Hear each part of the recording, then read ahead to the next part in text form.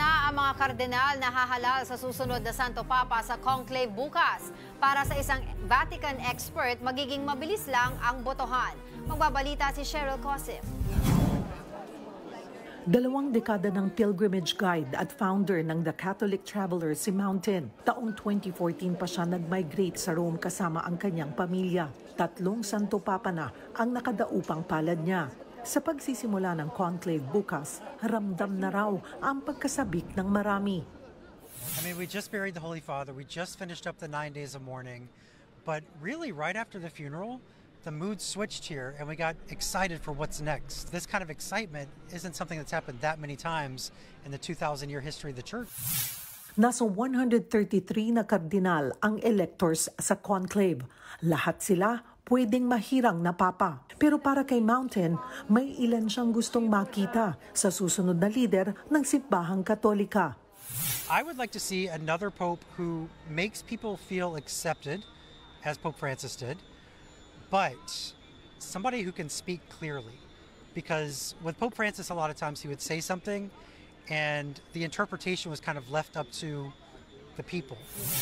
Kung si Mountain ang tatanungin, mukhang malaki raw ang tsansa na manggaling sa Africa o Asia ang susunod na Santo Papa. Hindi raw maitatanggi na malakas na kandidato rin si Cardinal Antonio Luis Tagle.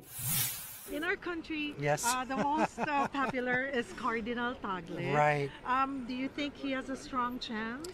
For sure, like if the conclave was a few years ago. Not I think, because I'm a Filipino, No, okay? of course not, of course not.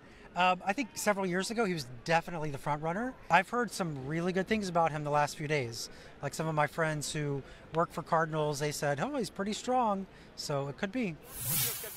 Matunog din na papabili ang mga Italianong sina Cardinal Matteo Zuppi ng Bologna at ang Vatican State Secretary na si Pietro Parolin. Pero para kay Mountain, si Zuppi ang llamado. He is somebody that both sides like a lot. He's done the traditional Latin Mass. He was named Cardinal by Pope Francis. Parolin, I don't think, he's considered like a front runner. Mahaba man ang debate kung sino ang posibleng maging susunod na lider ng simbahan. Sa huli, nakadepende pa rin daw ito sa gabay ng Holy Spirit sa mga kardinal. Tulad ng pagkahalal noon kay Pope Francis, mukhang magiging mabilis din daw ang conclave.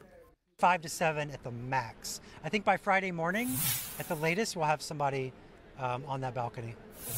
Habang hinihintay ang pag-uumpisa ng conclave, puspusa naman ang paghahanda sa labas at paligid ng Vatican. Sa harap ng St. Peter's Square, nakasabit na ang pulang kurtina sa balkonahe kung saan lalabas ang mahahalal na bagong Santo Papa. Nakakabit na rin ang malalaking screen at puspusan na ang preparasyon sa St. Peter's Square kung saan libo-libong Katoliko ang inaasahang dadagsa para mag-abang sa puting usok sa chimney ng Sistine Chapel. Dumating na rin sa Vatican ang lahat ng 133 cardinal electors na sasalang sa conclave.